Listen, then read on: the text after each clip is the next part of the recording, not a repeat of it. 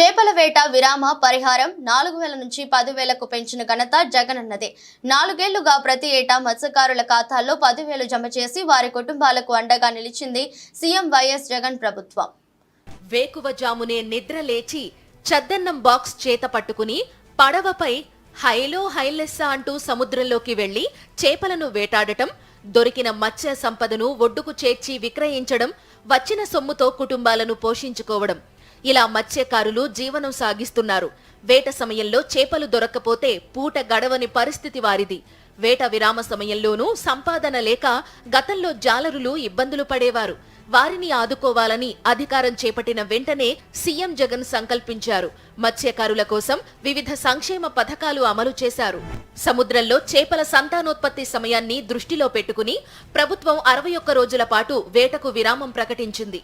April 15 నుంచి June 14 వరకు చేపల వేటను నిషేధించింది. ఏటా ఈ సమయంలో గంగపుత్రులకు ప్రభుత్వం 10,000 రూపాయల చొప్పున పరిహారం అందిస్తోంది.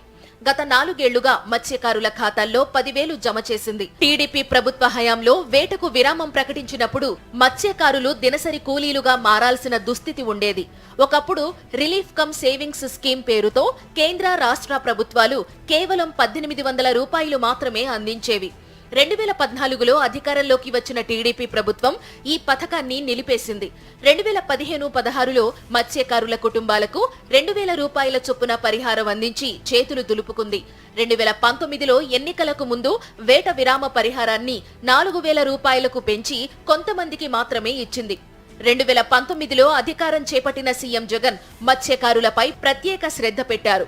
వేట విరామ పరిహారాన్ని 10,000కు, ప్రమాద బీమాను 10 లక్షలకు పెంచారు. డీజిల్ పై సబ్సిడీ 9 రూపాయలకు పెంచారు. 50 ఏళ్లు నిండిన మత్స్యకారులకు పింఛన్లు పంపిణీ చేస్తున్నారు. తిరుపతి జిల్లాలోని 5 మండలాల్లో 75 కిలోమీటర్లు సముద్ర తీరం విస్తరించి ఉంది. వాకాడు, కోట, చిల్లకూరు, తడ, సూళ్లూరుపేట మండలాల్లో 42 మత్స్యకార గ్రామాలున్నాయి. ఇక్కడ 70,000 మంది మత్స్యకారులు ఉన్నారు. ఇందులో సముద్రంపై వేటకు వెళ్లే మత్స్యకారులు 12,000 మంది ఉన్నారు. 1,022 బోట్లు ఉన్నాయి. 31 ఫిష్ ల్యాండ్స్ ఉన్నాయి.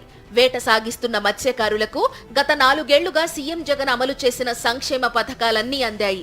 ఇలా ఏపీలోని ప్రతి తీర ప్రాంతంలోనూ మత్స్యకారులను ప్రభుత్వ సంక్షేమ పథకాలు ఆదుకుంటున్నాయి.